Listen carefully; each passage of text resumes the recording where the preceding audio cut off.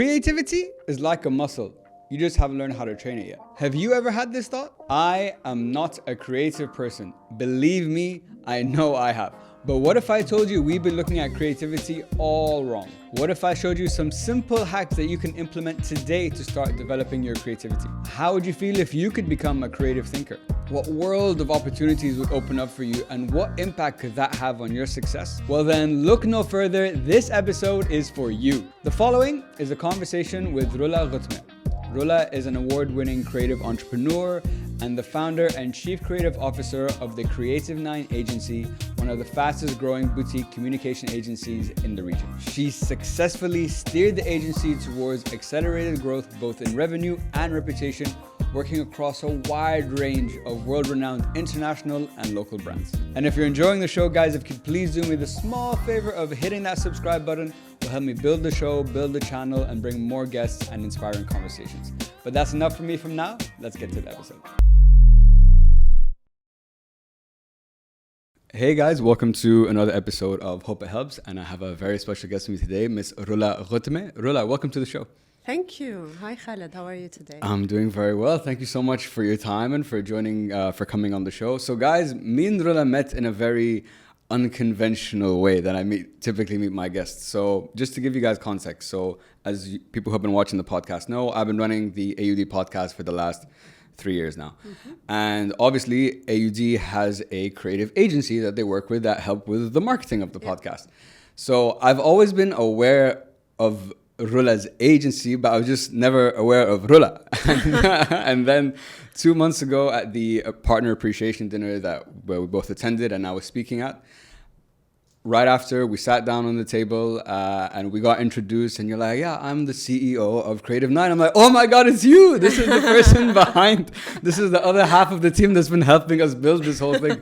So it was, obviously we had a really, really great conversation at the time. And, you know, we got to learn a little bit about you and your story. And it was fun to discuss like the plans, not only for the AUD podcast and like how you see things, where like do you see opportunities. So I wanted to have you on the show today because you've been running your agency now for over 10 years, mashallah. And from my research, what I've learned is you're a very creative person, and that started even from a very young age. So it seems creativity has carried you from a young age throughout every phase of your life, from university to jobs and so on. So I wanted to focus today on creativity, the importance of it. How do we nurture it? How do we build it? Because some people like myself, I've never considered myself a creative person, but then I'm sure someone, well, yeah, I know some people say that. You're a podcaster doing content, that's creative. I appreciate that. But, you know, it's just, I guess in my head, creativity has always been like, exclusive? Like the arts or, you know, anything artistic from my perspective was creative. I never looked at what I do as through a creative lens. Yeah. But over time, I've started to learn about that. But anyway, before we dive deep into all of this, why don't you give all of us a little bit of background about yourself, and we'll take it from there. Okay, so thank you for the introduction, Khaled. My name is Rola, like you said. I run right now an agency called the Creative 9. It's been 10 years. We're going on the 11th year. We started in Lebanon, opened offices in Dubai, and we've been managing brands across the MENA region as well as some clients globally. Initially, I studied graphic design in Lebanon at AUB, and then I went on to work very shortly in Paris at a boutique agency before I moved back, and I worked in Dubai at multinationals as well as in Lebanon. And like you said, really one of the things that always drove me is my love for ideas, for creative thinking. And funny enough, when I was younger, and I'm like a movie buff, and I used to consume TV content because also I'm a child of 4. I grew up in Lebanon, and maybe that was my escape from all the situation that was happening around us, among other things, of course. But one of the things that really intrigued me is the ads that were running on TV. So I can like remember very well that I would watch the Nido ads. Oh, yeah, of course. مع نيدو كبروا الأولاد الصغار. And I used to cry my heart out. I'm like, they grew up. And I'm like a kid watching TV. And I remember stand-up Bill, sit-down Bill. There are ads that stuck with me. And I remember thinking, this is what I want to do when I grow up. You know, I want to like create this kind of ads. Maybe I didn't articulate it so well or knew the ideas that I wanted to bring across. And I was very drawn to animation as well. I mean, I'm going into that realm because you gave the introduction about creativity. So kind of like that paved the way to my thinking right now of how I'm introducing myself. And I remember when I was young, I used to be very drawn to drawing and I used to illustrate. I mean, I'm using illustration. It's just to be called drawing and painting.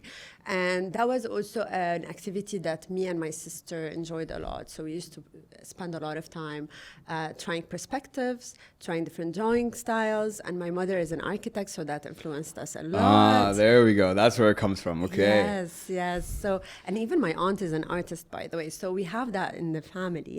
And we used to like draw as an activity versus today kids do PlayStation. So that was our that was our activity. And yeah, I enjoyed that a lot, but I never really thought that I would go into graphic design. When I went into university, funny enough, I started biology. I wanted to become a doctor.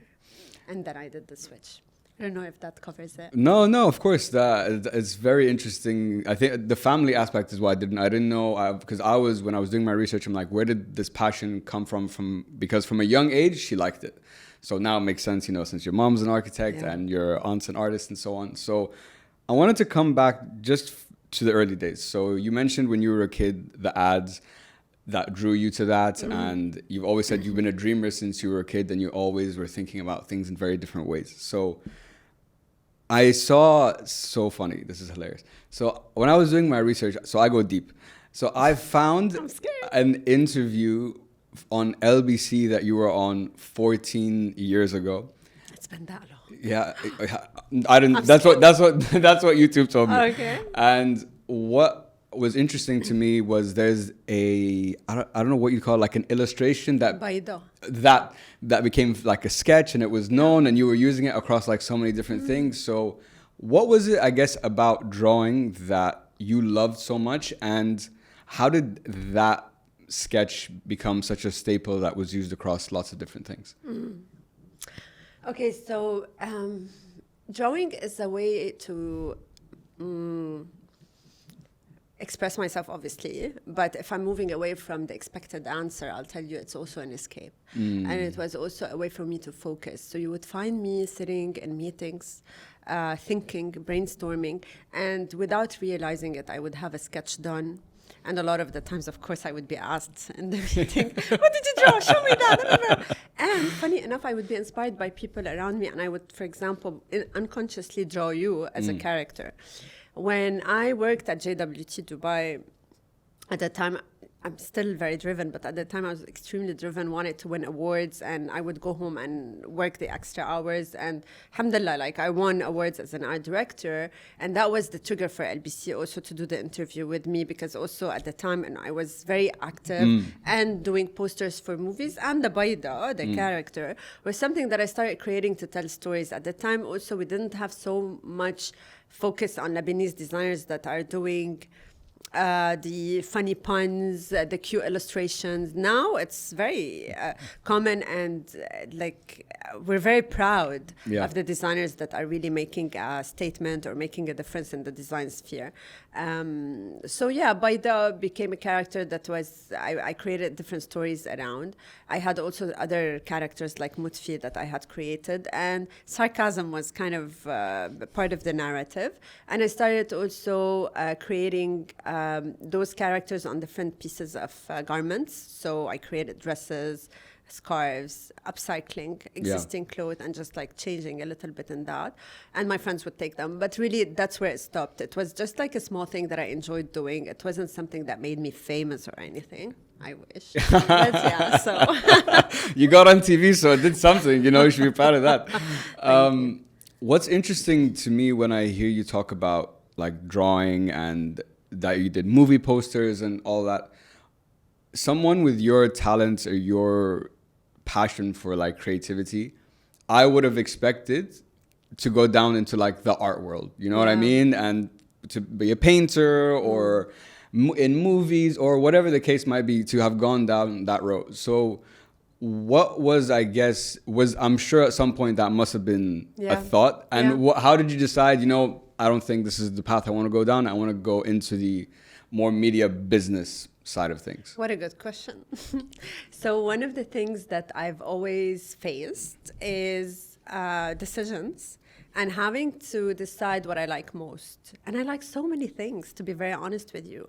I love doing campaigns and coming up with ideas for campaigns and doing TV commercials and designing. I also really enjoy illustrating, and I love creating characters, narratives, telling stories. And I also, funny enough, I also enjoy fashion design. Okay. And when I stopped working at an agency as an employee, I was faced with that decision. Should I continue in advertising and set up my own agency, or do I want to go into fashion? And that's when Baida was happening a little bit. And then I thought that through advertising, I'll be able to tap into all of that, because I would be able to create illustrations for clients who are interested in building their characters. I would also perhaps be able to work not directly on fashion design, but maybe on photo shoots for fashion brands and creating content and campaigns for fashion brands. So I decided to do what I excelled at, continue with that on the business side, because it made more sense for me. And then in my vision, once the agency becomes self-sufficient and can function without me, and as a business that's independent of Rola as a person, then I would go on to dabble in other passions, such as doing something related to fashion or illustrating. And in fact, this is what happened when I started the agency. I got a lot of commissions for illustrations. I did illustrations for a brand that was creating clothes for mothers and daughters. I did illustrations for a shisha brand. So it was really quite diverse. I'm just naming a few examples that came top of mind. Yeah, very interesting that I love how you thought of it, that you like so many things and it's hard to pick. Yeah. So I'll pick the avenue that will allow me to fulfill all these different creative desires that I have in different ways. Maybe not 100%, but I get to play around in all of them. Exactly. Do you feel that now when you reflect, because you've had that experience and of touching all those different points, I would say from my perspective, that would make you much more well-rounded overall as a creator, because you can now pull from so many different things you've learned working in these fields. I would add to your question that not only as a creative, but also as a business mind, or if you want, entrepreneur. Because what happened is choosing this avenue not only exposed me to different creative fields or different creative disciplines, and pushed me to actually make sure that I do get the professional learnings and certifications that are needed as the world evolved into social media as well, but also pushed me to use the other part of my brain and understand legal, understand finance, understand business management, understand governance, corporatization, so HR. Yeah. I mean, it allowed me to widen my knowledge. There's a lot to learn still, obviously. So I hope this answered your question. No, for sure. It's the business aspect, I'm sure, and I know as a creative, and this is, I think, the biggest thing that I've learned for creatives, they struggle to apply the business knowledge and aspects to what they do. So you could be, just like, I look at it kind of as an inventor, you can create these incredible things, but the marketing, the distribution, the sales, making that thing a tangible product that can be sold or service that can be bought is a whole different story. Just focusing on creativity for a sec, because I'm gonna dive into the business aspect in a little bit. So you said being creative goes beyond the actual work you do as advertisers. It's how you tackle challenges day to day, from management to execution, both internally and externally. So I'm curious, and just as we were started the conversation, so as I said, from my perspective, I was not a creative person. Mm-hmm. But from what you said, you're like, look, but you're doing this podcast, which is a creative thing. So how would you, in Rola's words, define creativity? Okay, let me think. So I would say creativity is the ability to find avenues and solutions and see and connect dots or connect different ideas together to come up with a solution that was not obvious to begin with, or to come up with a pathway that is not seen or already walked through. It's being able to tap into feelings and emotions or thoughts and ideas in a way that is maybe unexpected, triggers an emotion, makes you feel like you had an aha moment. I think that covers a little bit. Maybe I didn't articulate it as one sentence, but off the bat, because this is how I would you describe it. Yeah, so it's connecting the disconnected or the unexpected things and packaging it in a way to one very important thing you touched on. And this is something that, so I come from a sales background and I've learned, especially over these last 2 months in the conversations I've been having with guests on the show, the importance of like the human elements and human psychology when it comes to sales, when it comes to marketing. So when you touched on, okay, even though I can put all these different things together, that is creative, but if it doesn't trigger some type of emotion, reaction, it's not gonna, I guess, be that successful. That's what I've learned. Would you disagree with that, or would you agree? No, but exactly. It has to trigger an emotion or a reaction and have what I call currency, because this is how you would want to take it and share it or talk about it. And this is how it moves you. And this is what makes pieces successful more than others, or creative work succeed more than others, but also come from a place of authenticity and insight. Now, when I talk about insight, it's coming more, it's applicable more in advertising. Sure. But also when you're actually doing art, you have an insight. Even abstract art has an insight. The insight being, for example, that it's a certain feeling, it's a certain experience. So if I came to you, I'm like, okay, Rola, I feel like I'm not a creative person, but I want to become a more creative person and start to be able to think along these lines. How do I start, or can I start training that muscle? Is there, from your experience, like a methodology to it? Is there things I should be doing? You know what I'm saying? Because to tell people, oh yeah, just be creative. I'm like, thanks, but how? Tell me that. What can I do to become more creative? So I think we all have our creativity, like left-right brain kind of balance, but in different tonalities, let's say, or a different weight. And some people might be very good with numbers, and others might be very good at lateral thinking or creative thinking. And I haven't, I wouldn't define it as a formula. That's the beauty of creativity, right? It's not a math formula. It's not like I can teach you math right now and how to come up with solutions. But even mathematicians who were creative were able to break the norm and come up with new solutions to math. So to answer you, I personally don't have a methodology that I would give you as a formula. But how to train your creative muscle would be, I always work with my team on how to think creatively through certain tools. Okay. But I can apply it in advertising if you want. Do you want me to answer this question in advertising? It would be an example of how you guys are applying it in that context. Okay, so basically what I do usually when we are working on a brief, I'm going to take it from the non-creative perspective, which is my communication team. Some of them, of course, have a creative mind more than others. And when they are writing a brief, a good creative brief is the foundation of good work. And that's why at our agency, we put a lot of focus on creative briefing. So what is a creative brief? You receive a brief from the client. That's your client brief. What they are trying to achieve, what the campaign or the product or the service they're looking for is all about. And we take that and we turn it into a creative brief that not only taps into the background and the objective that we have, but also taps into brand insights and consumer insights, leading up to a USP, unique selling proposition, and then a stimulus.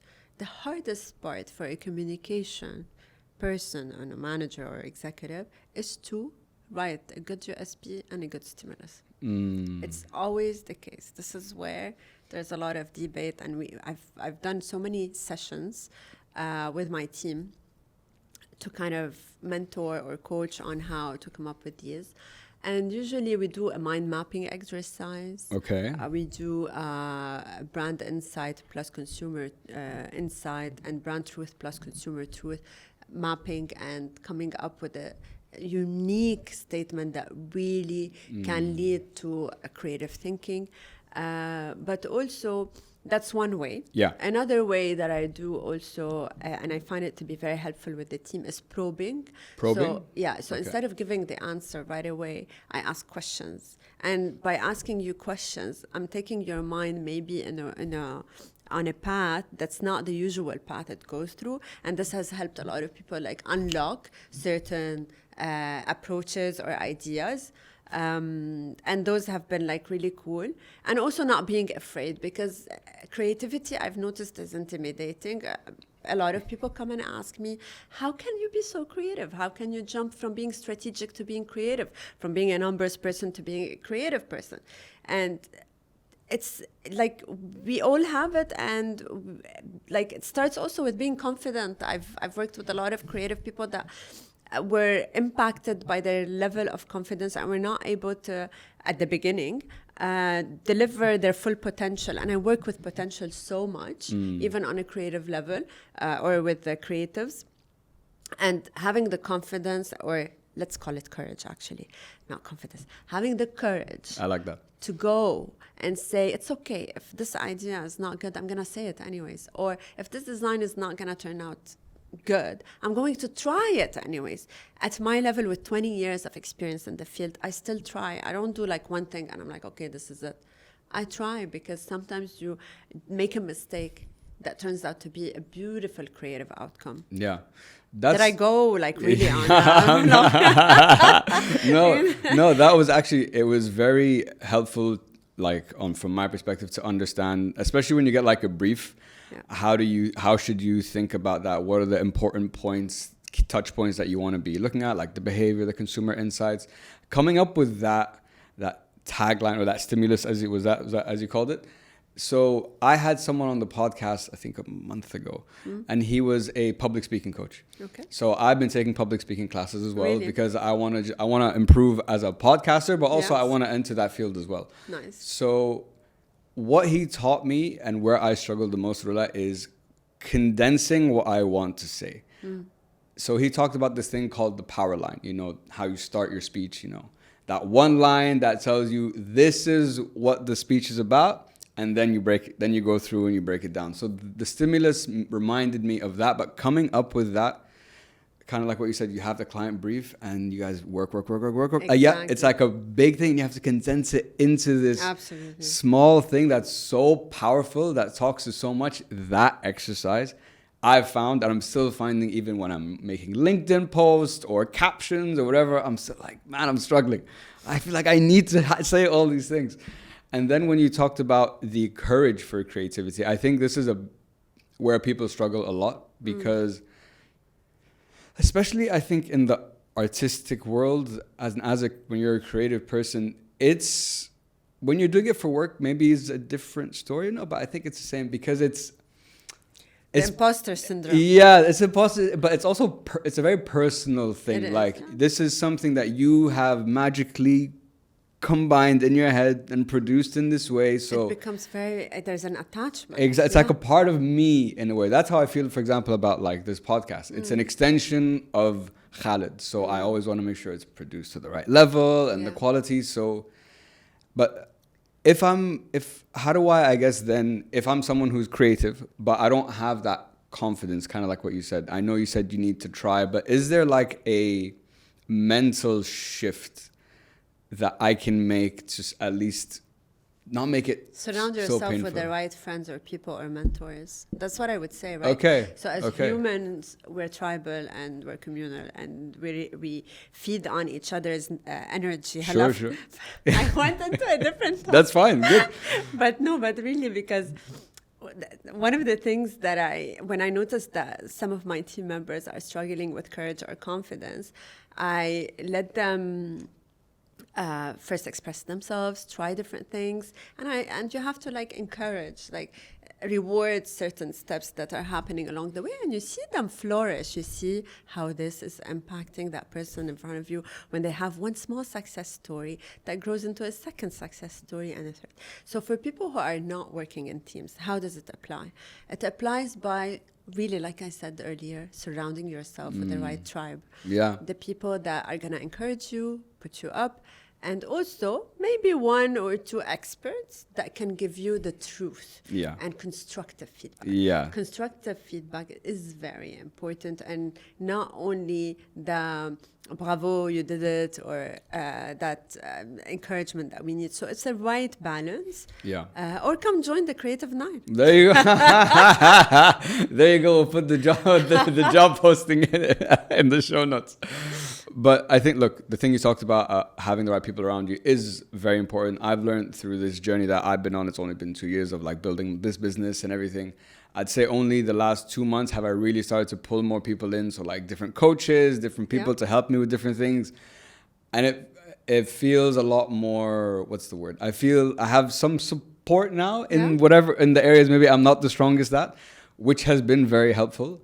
Now, on the creative aspect, because people always say hey, you think outside the box. You should think outside the box.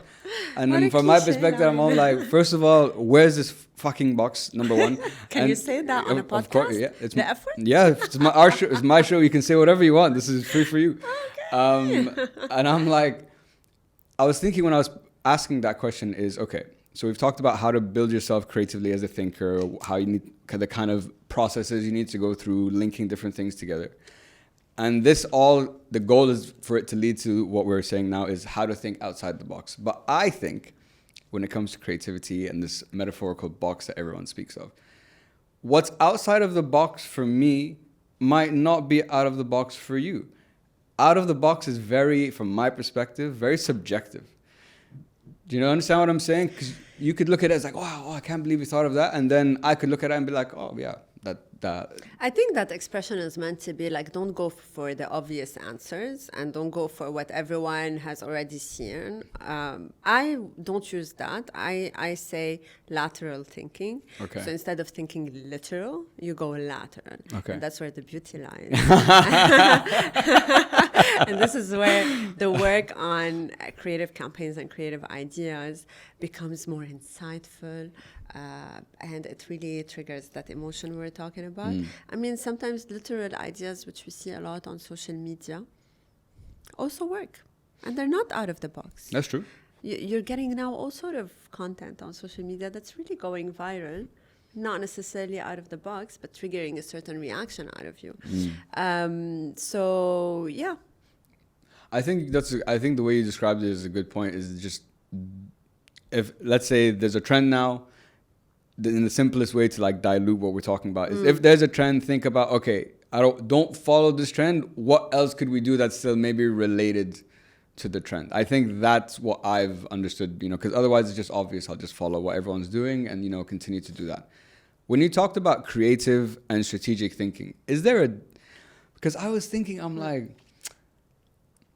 to come up with a strategy, there's an element of creativity in it. Yes, correct. You know what I'm saying? Very correct. But when you have your creative hat on, you will, I think, go through a certain process that will be different to when you have your strategic hat on. So given your experience, because I know one of your strengths is linking, bouncing between the two seamlessly.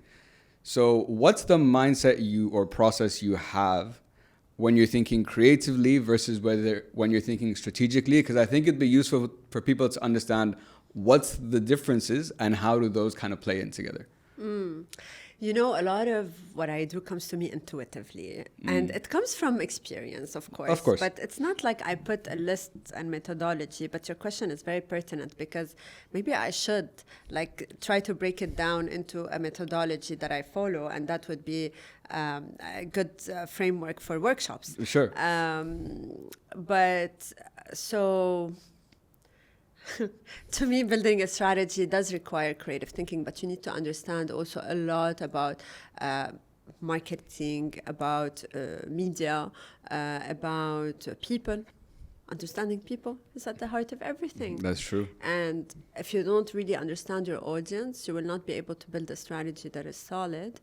And the strategy should be built based on what your brand is offering and the purpose of your brand. Like, I'm opening so many different topics here, Yeah. and my mind is going in our conversation. My mind is going like, we should talk about this. We should talk about. If there's anything that you want to add, please do, by the way. Okay. Please, All please. right. So I feel that okay, because before I talk about what's the methodology Sure. for bridging the gap between strategic thinking and creativity, and how do I bounce between the two, I have to like tap into what is building a strategy or strategic thinking. And you said something that is so true, which is it does require creativity. And planners also have to be creative in their thinking to be able to give you a very solid strategy that is ownable by your brand. And this is also another window I want to open. A lot of people today are going to ChatGPT and AI and telling it, or her or she, depending on what it is to you. Mine is a she. Fair. And asking, prompting AI to give them a strategy, for example, to position their brand. But also the tricky part here is that it becomes a one size fits all. Yeah. And it becomes like, no, this is the framework, apply it to all the brands. Because I bet you there's thousands of people at the same minute where you prompted AI are prompting AI for their brands and getting similar answers. And this is where uniqueness is lost. So back to the strategy and how you build it, it's very important that we talk about, or just like I want to tap into it very quickly, the fact that you have to deliver on your brand purpose and the why of your brand when you are trying to build a marketing strategy or communication strategy, and not only at the what your brand offers. And a lot of brands and marketeers make the mistake, can I say mistake without being shunned for it? Yeah. Mistake of overlooking the brand purpose and just tapping into the what we do. We offer 1, 2, 3, 4, and here's a discount. Okay, but people follow visions, people follow brand promises, and this applies to everything, by the way. When they follow managers and leaders, they're following their visions and what they stand for as well. So when you are trying to find what makes your brand unique, you need to find your why, and you build your strategy around the why. Yeah. Right? Yeah. So example, AUD, we say get life ready. Yep. So this is why AUD does what it does. It's not only to deliver a curriculum or teach students in a certain way or methodology, but also all of this is done so that they can go to the world ready and equipped to take on life full on. So when you are trying to find that, if that isn't creative, I don't know what that is. That's a great point. That's a really, really, really strong point, because I resonate a lot with what you talked about. So I've made this mistake myself, not necessarily maybe from a branding perspective, but from a sales perspective. So I have a coach that I'm working with, and he's the one who like showed me what I was doing wrong. I was selling the what, not the why. You know? Yeah. Hi, I'm Khalid. I can do 1, 2, 3, 4, 5 for you, whatever. But he's like, so what? What? I don't care how you do it. What? I want these things. What results, outcomes are you gonna deliver for me? Why should I go through this process? Yeah. And I don't know why. It seems to be a common mistake that people do, whether it's in sales, whether it's in marketing. I think we just you get so attached in trying to maybe it's because you just get so attached in trying to compete with other people that I need to tell you how good this offer is compared to other, like someone else's, without taking into account why you'd come to me and work with me or why you want to do this in the first place. I think that's where it comes from. And this is how not every brand is a successful brand, right? Very true. That's why you have Apple. That's why you have Nike. That's why you have Adidas. Their brand promises are there and they're timeless. Yeah, that's also very true. Timelessness is very important. That's why you have leaders that deliver speeches and all the world is in silence listening to them, because they stand for something bigger than themselves, bigger than what they are and what they're trying to give you today. It's long term. The what is today, maybe it's a what that is also long term, but you'll have competition coming into the realm and competing on the what. Yeah. But your why is your own. Okay, so now that's, by the way, I love what you just said. The timelessness aspect is something I haven't heard someone tell me before, but it's so true that the what talks about is like now, but the why is the thing, the Long term, the North vision. Star, the thing, this Yeah, is where we want to go exactly. in like 10, 20, whatever. So now coming on to the agency side Yes. and your journey with that. So you talked about, okay, it wasn't the what, it's the why. So so that means you've had a why from the early days that has kind of carried through to now. Absolutely. So what's the why of the Creative Nine? I came ready.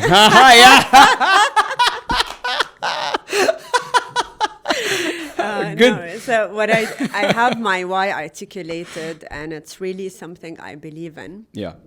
And I have it in my presentations and onboarding the team, because I really think it's very important that anyone who joins the agency understands why we do what we do, because there's sweat and tears. I'm not going to say the word blood on the podcast, but there's a lot of work that comes into it. And it's articulated as such: to preserve the legacy of great ideas and to be contagious in our thinking by influencing and inspiring our client, the consumer, and our team.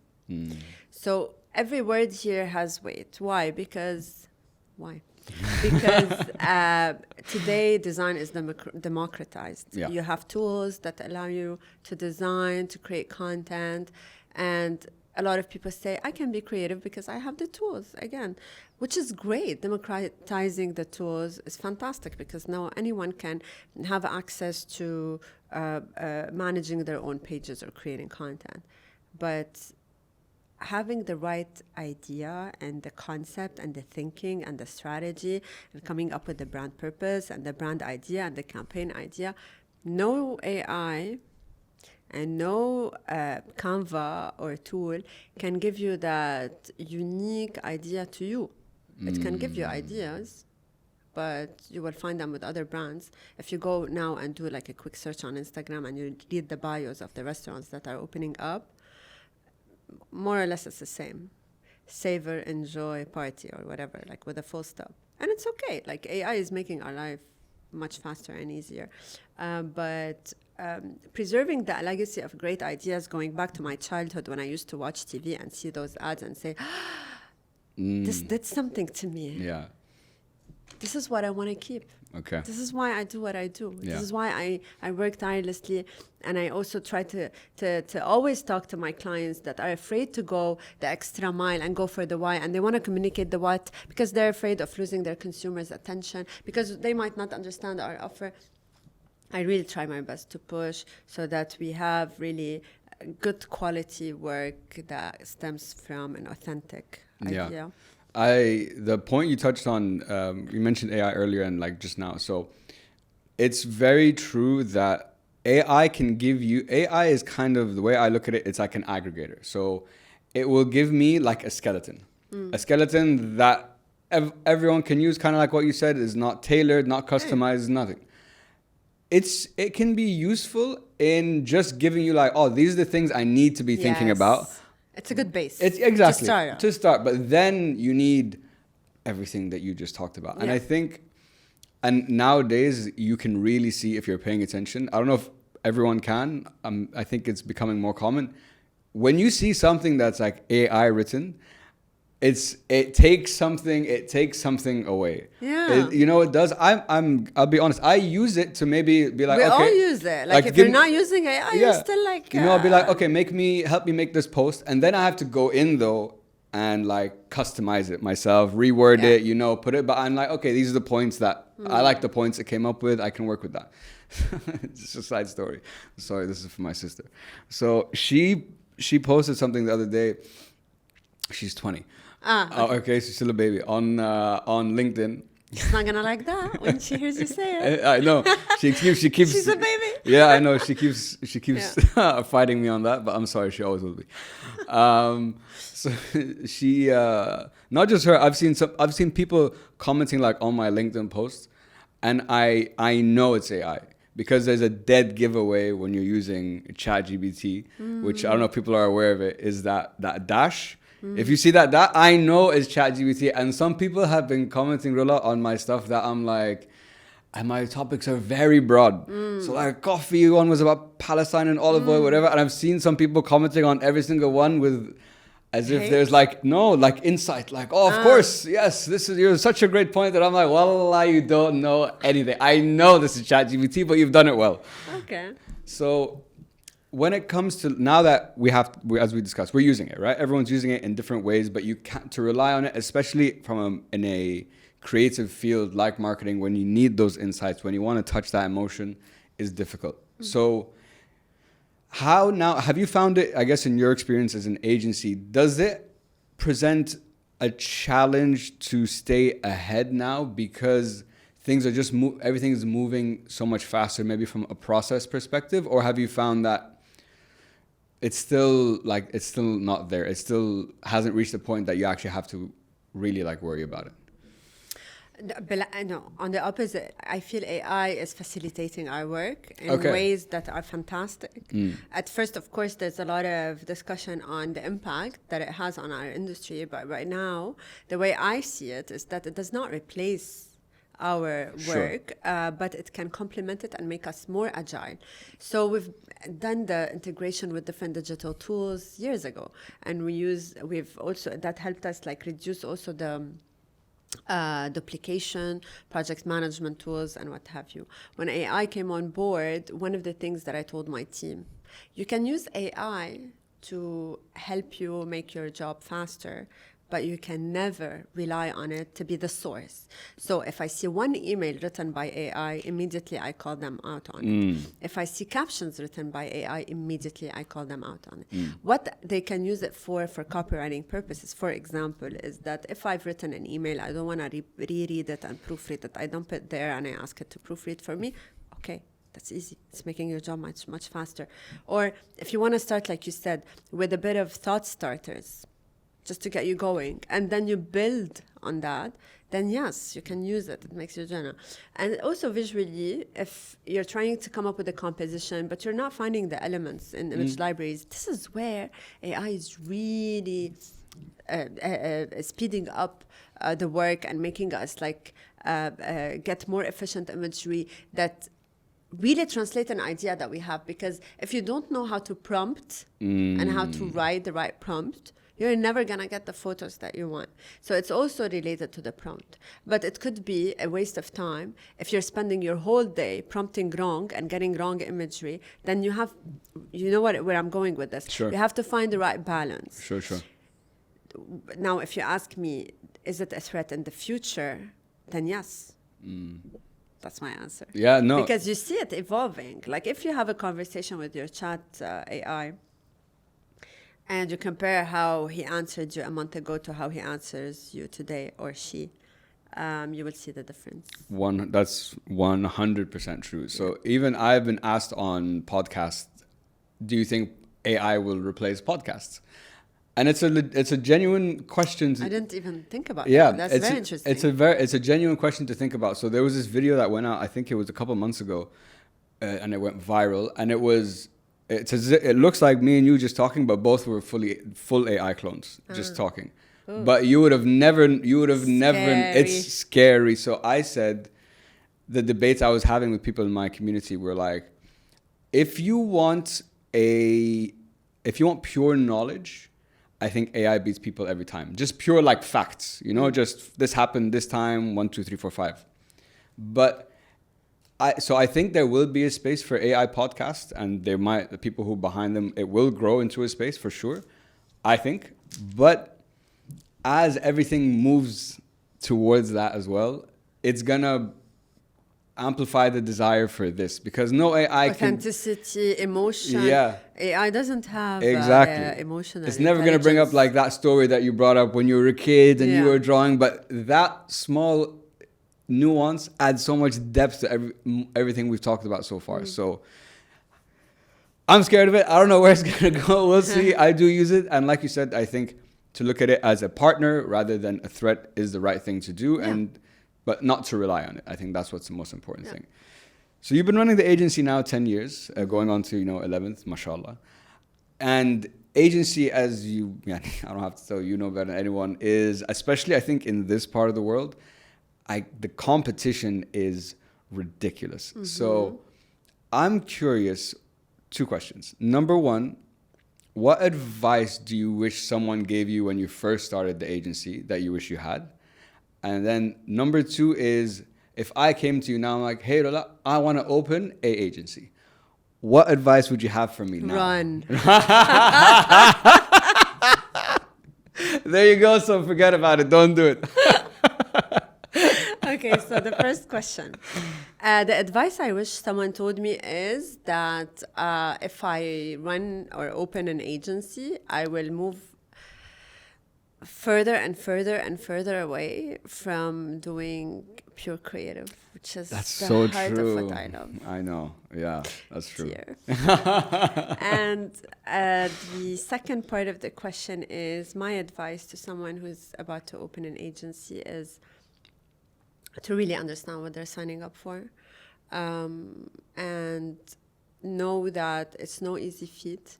It's gonna take a lot of hard work, and to surround themselves by the right people. People think it's easy, but it's not really. Finding the right people that you want around you when you're on this journey, the journey takes a toll. It's an emotional journey, not only a business journey. And you want to have the right crew. Yeah. You want to row in the same direction. I always tell my team, if we're on a boat and we're not rowing in the same direction, we're going to be stuck where we are. We have to all go through. And yeah, that takes me into a different... I'm not going to go there. Okay. You've said in the past, first of all, the point on the importance of getting the right people around you, I think is something that I'm learning. I've started to learn more, as I mentioned earlier. And it is very emotional. Like, this journey is, you've been in it for 11 years. I'm like the baby in this. I've been in it for only 2. But just these past 2, I've been like, shit, this is hard, my goddamn. So many things that it has exposed every insecurity, Absolutely. weakness, limiting belief. So like, it's just, besides that you want to do good work and all that, even personally, you're like, this is a lot. But at the same time, I think if you have a passion for something, it's the thing that keeps you driving. And that's what you talked about, how when you first started the business, you didn't have the business knowledge, but you had this insatiable, like, creative drive. And that's what pushed you through. So could you share with us a story in this journey that it really was it was close, it was on that edge of I might just stop. And how did you push through that?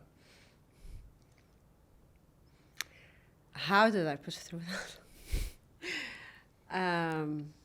Like every entrepreneur, I had that many times, not only once. I'm sure.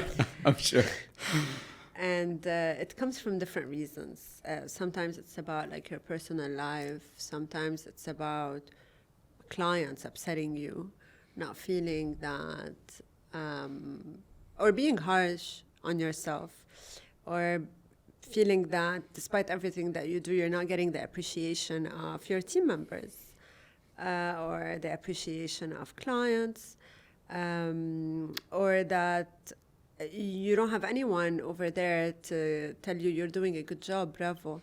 because you're alone at the top. And that I learned, by the way, as I grew in that role when I was younger. So how do I keep going? It's really, I think that's my character, and in some way I like to see things through, and I keep on pushing.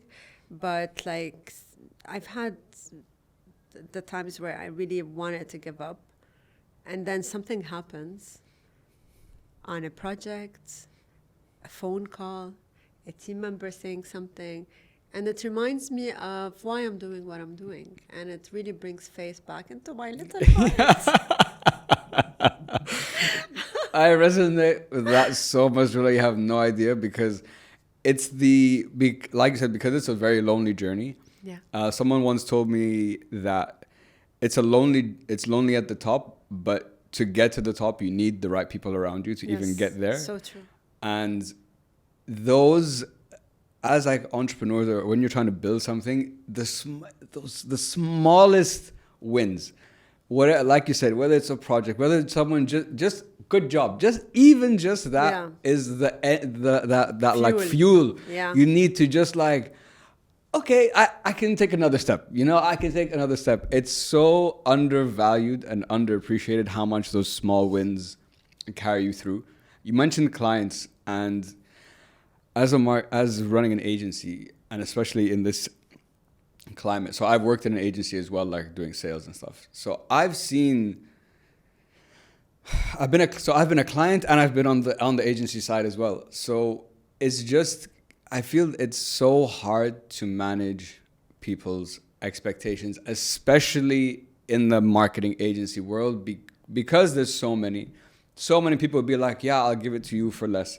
So many will be like, oh, we can guarantee you these results in this time. So how have you learned, I guess, to manage clients' expectations, not just from a results perspective, but I think more importantly, a time? Because I want to sign up with you today. Hi, Rola, I would like to work with you. I want results yesterday. And especially with marketing, that it's going to take time. So how do you manage that for your clients? By managing that. Managing them. No, managing the expectations is very important. You said that the answer is in your question, actually. Because one of the things that I've always done is being transparent and honest. And I'm very detail-oriented when it comes to managing expectations. So you're very right in saying that clients expect things yesterday. We are agile. We are flexible. But at the same time, when it's not feasible or it's a no. Because I'm not going to sit and lie to you as my client and tell you I'm going to give you that big result. And yeah, sometimes truth makes you lose a client because they go for another that promises the stars and the moon, but then they come back to you because it doesn't work. And they see that actually they made the wrong call. And unfortunately, a lot of times clients come to us and they're scarred from previous experiences. Big time. Yeah, right? You feel that too. Yeah. And because they make choices based on certain factors, like we all make mistakes, and we're not blaming clients for making bad choices, because it could be that they lured them with an offer, or maybe, I don't know, like everyone has bad experiences, but they come to us scarred because they paid their money on something that was not worth it. And maybe sometimes it's because they went for the lower cost. But even if it's the lower cost, you still paid money for nothing. So better go with a partner that will give you the quality, be transparent with you, and help you on this journey to reach your goals. Yeah. I'm not afraid to pick up the phone. If my client tells my team, for example, that I want to change the campaign in that way, I'm not afraid to pick up the phone myself or tell my team to do it themselves, to tell them, we will do what you want, but our recommendation, if you want our expertise, because they're paying me money to do that, this is what you should be doing. Yeah. So that the point you made about people being scarred is such a great point, because even when I was working in the agency, and this is where it would add an additional layer of difficulty, is, okay, I'll work with you, but let's do a 1 month trial. Oh yeah. You know what I mean? Oh my God, then I'll decide, and then maybe I'll give you 3 and then 6 or whatever. It's, especially though in marketing, you can, at least my perspective, minimum, absolute minimum is a quarter to have, and that is not even to have a very fair analysis of how successful or how good you are or the success of this. 6 months, in my opinion, what I've learned is 6 months is a fair, time frame to have a good expectation. Depends on the objectives also. Well, very also true. Yeah. Also true. So I know you mentioned that like over the last like 2 years with everything that's gone on, in the region, and talent, a lot of talent has been leaving, Lebanon, and there's been it's hard to retain talent, especially in, I think in the marketing industry. This is where leadership comes in. Yeah. This is where you have to pivot. This is where you have to understand, okay, because like we've said in this whole conversation, the importance of having the right people. So how have you as a leader analyzed or pivoted in these situations where you might lose some talent and you need to, go down this process now of rebuilding this strong talent pool that you have? So the question is? Rebuilding as a leader, how have you had to manage that process? Okay. With difficulty. yeah, I'm sure. So, with everything that has been happening in Lebanon, we've been facing so many adversities. Sure. At every corner, there's something happening. And one of the things that came to mind is 2020 or it was 2020 COVID time. I had team members that had been with us for 4 years, 5 years, and I worked on they were fresh grads and grew with me. So those are people that would work without me even worrying about the outcome because they embodied the culture of the agency, and then they left. Because employees are not going to think twice. You might, as a leader, think 3 times before you decide to let go of anyone. But employees are people that are going to look for their best interest.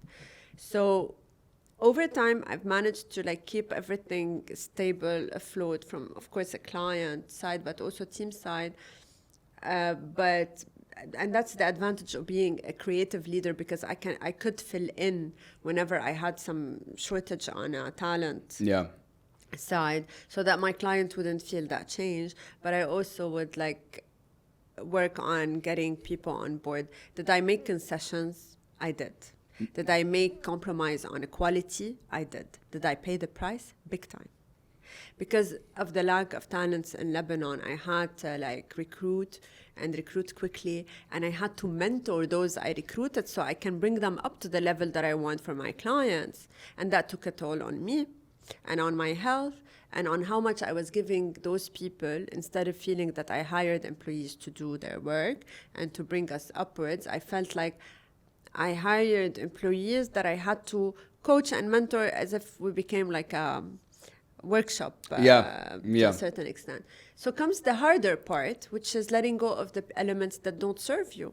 And to me, something you don't know about me, I've always had a hard time letting go or firing people because I'm a bit emotional.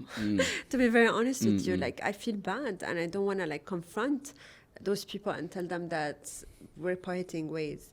But that's one of the things that you have to work on as a manager or a leader of an organization, is start becoming more self-aware and working on the things that you need to work for the benefit of the business, good or bad. And that's only naming one. There's so many others. Of course. But then one of the toughest decisions I had to make is decentralizing. So I decided that with everything that's happening in Lebanon, I keep on going through highs and lows. I cannot focus on other markets. We keep on turning down fires. And this is where I'd like to think this is creative thinking. I decided to decentralize my resources so I'm not reliant on one geographical location and situation that happens, and trying to rebuild and surround my team, who has very good elements right now, with people that are as good or have the potential and the willingness is very important here, to be great at what they do. And letting go of the ones that are not interested. I can understand from your, so in my case, it's just me. So if I'm firing anyone, I'm firing myself. Oh, no. But I can understand. Give you another chance. I can understand the difficulty that would come with that. I think everyone everyone thinks they would do it great. You know what I'm saying? Everyone has this belief inside themselves, like, oh, if I had I would. people, it would be so easy, and I would Yeah. just do that. Why doesn't everyone? But it's very misguided thinking. But I think as an entrepreneur, you need a bit of delusion in your own beliefs to like get you through, Absolutely, like, you know, that's very well said, you know, yeah. to get you to where you need to go.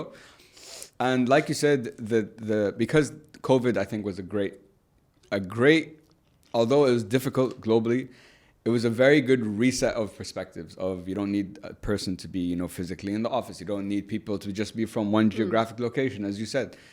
There's so much talent around there, but now the challenge becomes, okay, how do you consolidate all of that Yeah, there's a potential challenge with that, resources, of you know, and course. bringing all of that together? How would you say, I guess, when you started, you probably had a perspective of leadership, and now you've been a leader for 11 years. So what have you learned from when, like, over this time about what true leadership means to you? Yes, very good question. It never stops. The learning never stops. My management style has changed over the years. I wouldn't call myself leader across all these years because leadership to me is a big word, and you have to really be able to lead people. And Simon Sinek is someone that I follow. I listen to a I'm lot. obsessed with yeah, Simon. he's great. One day you're coming on the show, bro. I guarantee. Oh wow! I hope so. I would love that. be there tuning in. So yeah, my management style evolved a lot, but it takes also a lot of work because you have to face the good about yourself and what you're very good at, but the ugly as well. Yeah, that's true. And you have to be in check at all times. And honestly, Khaled, being a woman leader is so difficult because I'm going to talk about myself, because if I'm smiling and I'm nice on my normal days, but on other days where the work is not happening and you have to be assertive or you have to be like a little bit pushy, then the reaction to that is 10 times more than what it would be with my male counterpart. I'm sorry to bring this into the conversation, but this is a fact that I've witnessed even with other managers I brought on the team that were behaving in a certain way that to me seemed very off, but was accepted. So over time, I became less afraid to be assertive. Yeah. But at the beginning, I was actually I don't know how to explain it. It was waves. Started with being super assertive, distant from my team. Just, this is what it is, okay. And then I became friendly a little bit more than I should be, and they stepped over me. And then I became assertive, friendly, but firm. But you know what's cool is that across all the time and all the years, what I always got from my team members or employees that worked with us is that they really learn a lot. Yeah. And that to me is very precious. Yeah. And I've never shied away from sharing my knowledge, sharing my learnings with my team members, sitting with them, working with them. And of course, when I started the agency, I was the principal designer. So most of the designs were mine as well with the team. And we'd work together. And when I work with people, it's about how you think. It's not about you do this for me. It's about let's work together, really together. It's a collaborative process. It's a collaborative, yeah, exactly. And that was one of the keywords that I had in mind when I started the agency. And more and more, I started getting a lot of feedback about me being a coach and a mentor. And even like 2 years ago, my team in Lebanon was telling me, Rola, please go teach at a university. I'm like, no. And I actually did a funny thing. I get asked about my leadership style. So let me ask my team members to tell me what kind of a leader I am. And the common response, articulated with slight differences, is that my leadership style is participatory and collaborative, which falls under democratic leadership. Okay. And that means that I give them the space to bring in their ideas. Yeah. And I listen to them, and then I build on their ideas, and I probe them and question. And I ask the why until like we reach to that gem. Yeah. And even like when they are working on certain creative and design, I give feedback up to a certain point. If that's not working, I just step in, we sit together, I do with them like a quick trial, or I lose my mind. Yeah. One of the two.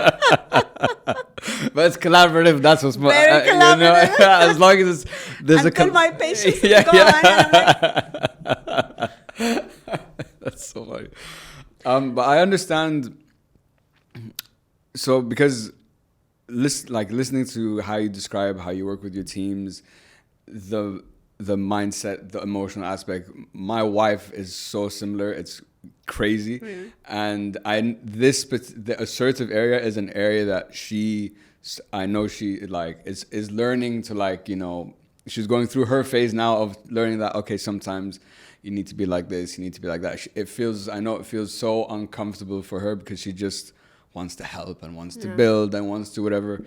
And I think those, in my opinion, people like you guys, the ones who care are the best leaders, because everyone wants to work for you because they feel like valued, appreciated, like they want me to, you know, like improve. I wish it was the case though, right? Because not everyone sees you in the same light. That's true. You have people that I'm sure there are people out there that say I'm horrible. Yeah, you know, we can't. I'm not here to I've make everyone happy either. Yeah. Exactly, You know what I'm saying? Because sometimes you have people on your team that's not gonna like what you have to say, or like they're not serious enough to be part of that wheel that is really turning fast, and those pieces fall apart, and they cannot stay or keep up with the rest of the team that are really like pushing through.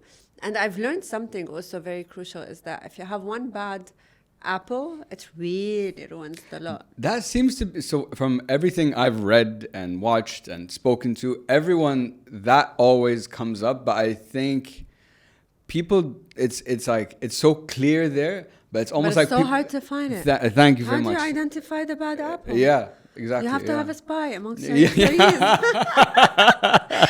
find that bad apple? It's not sitting there telling you I'm the bad one.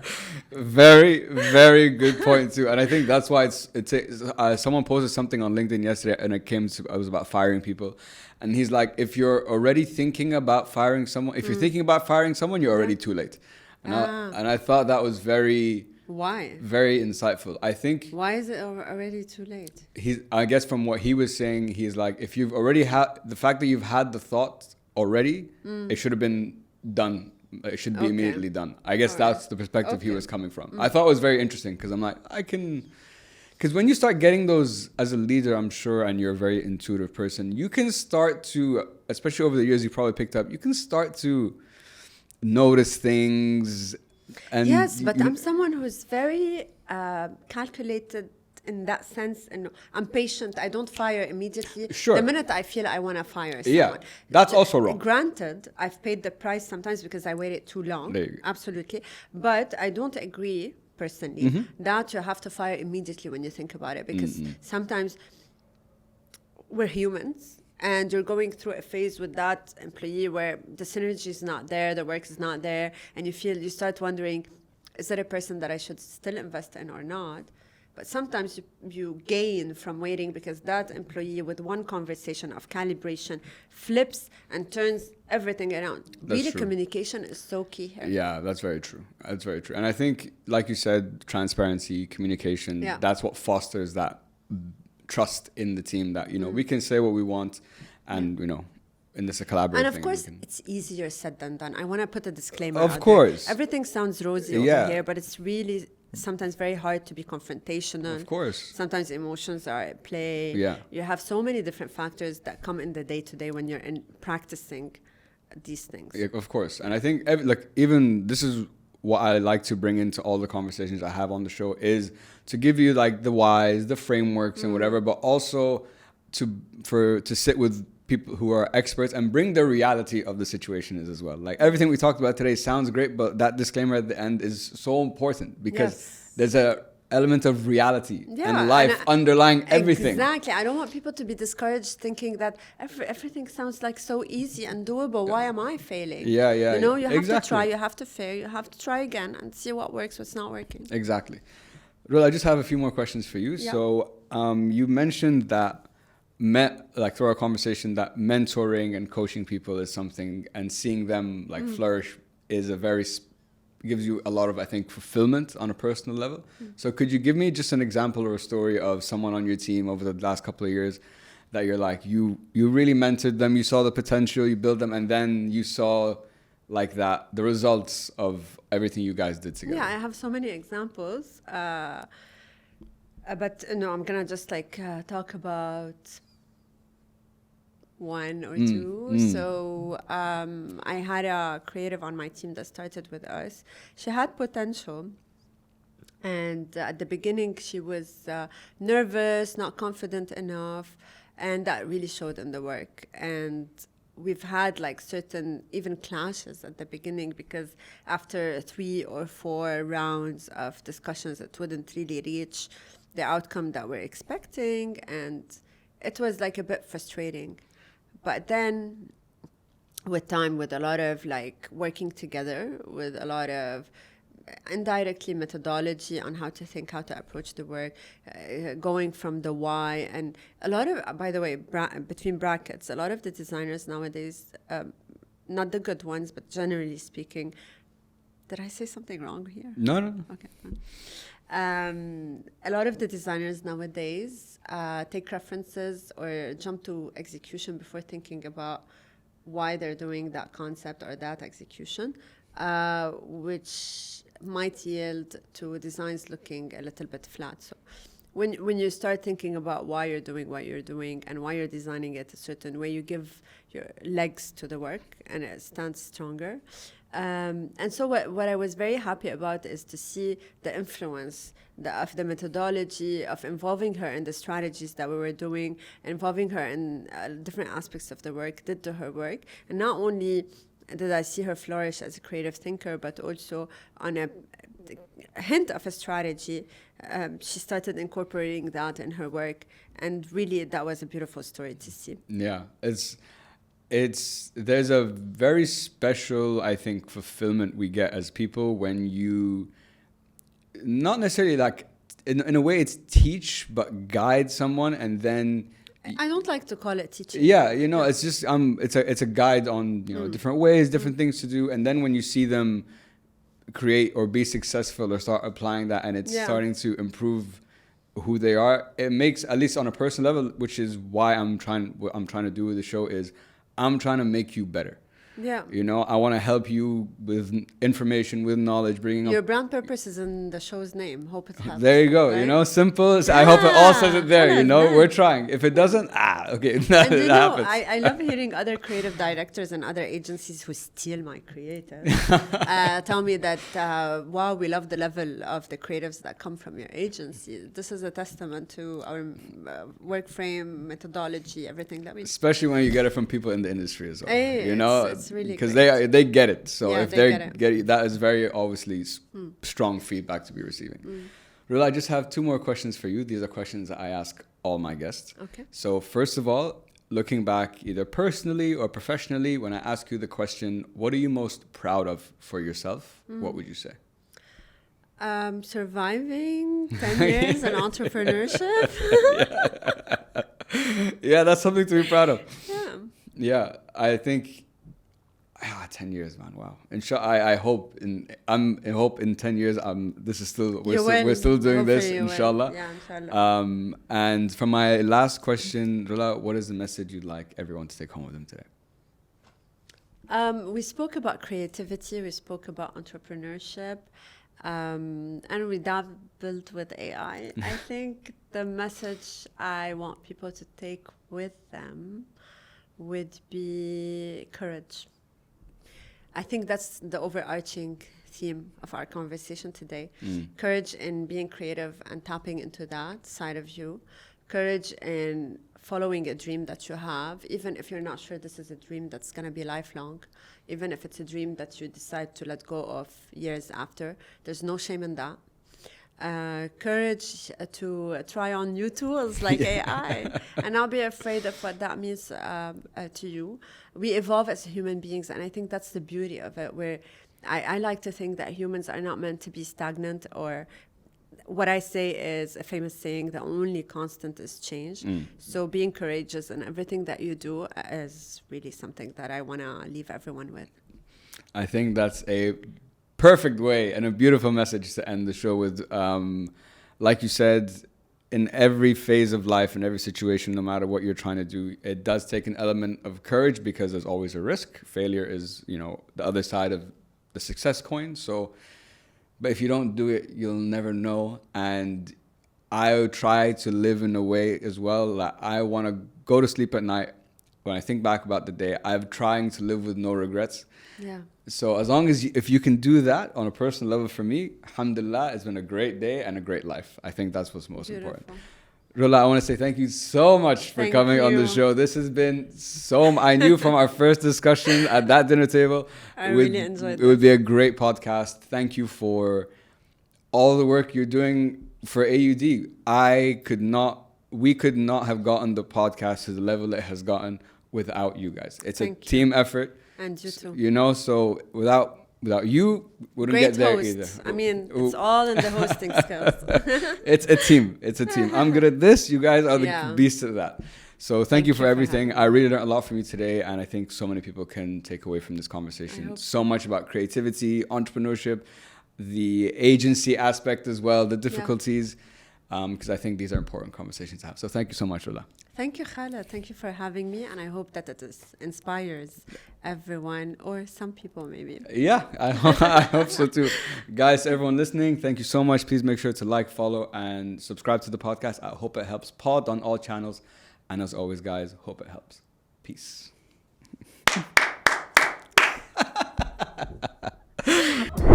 And that's another episode in the bag, guys. Thank you so much for tuning in. I really appreciate it. The goal of this podcast is to provide, as I like to call it, education on demand. We cover a wide range of topics, and the goal is to provide you with the knowledge, the tools, and the insights to improve your lives both personally and professionally. And if you're enjoying the show and you're enjoying the content, if you could please do me the small favor of hitting that subscribe button, would really help me build the show and build the channel, and that's all I ask. Stay tuned for more inspiring conversations, bigger guests, and as always, guys, hope it helps.